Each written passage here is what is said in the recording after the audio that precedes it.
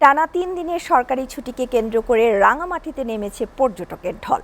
দেশের বিভিন্ন অঞ্চল থেকে আসা পর্যটকদের পদচারণায় মুখর জেলার পর্যটন স্পটগুলো।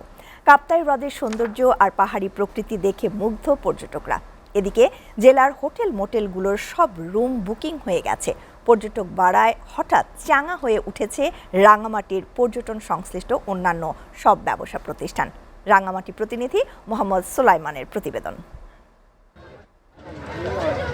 বড়দিনের ছুটি আর দুদিনের সাপ্তাহিক ছুটিকে কেন্দ্র করে বৃহস্পতিবার থেকে রাঙামাটিতে নামতে থাকে পর্যটকের ঢল। জেলার পর্যটনের স্পটগুলোতে এখন তিল ধারণের ঠাঁই নেই। রাঙামাটিতে অবস্থিত দক্ষিণ এশিয়ার বৃহত্তম জলাশয় কাপ্তাই হ্রদ এখন পর্যটকদের অন্যতম আকর্ষণ।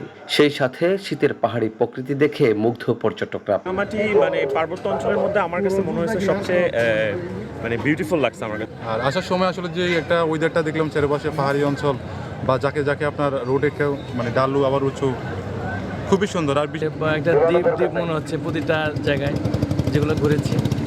গত দুদিনে রাঙামাটিতে 50,000-এরও বেশি পর্যটকের আগমন ঘটেছে বলে জানান সংশ্লিষ্ট ব্যবসায়ীরা। পর্যটক বাড়ায় চাঙ্গা হয়ে উঠেছে পর্যটন সংশ্লিষ্ট অন্য সব ব্যবসা বাণিজ্য। শহরের হোটেল মোটেলের অধিকাংশ সিট আগাম বুকিং হয়ে যাওয়ায় নতুন আসা পর্যটকরা পড়েছেন অনিশ্চয়তায়। অ্যাকোমোডেশন প্রায় 100% বুকিং রয়েছে এবং ঝুলন্ত সিটিতেও দর্শনার্থী আসানোরও আগমন ঘটছে।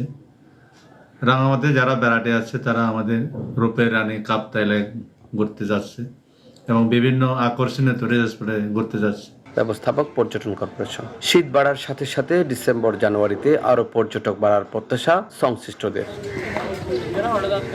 Mohammad Sulaiman, SA TV, Rangamati.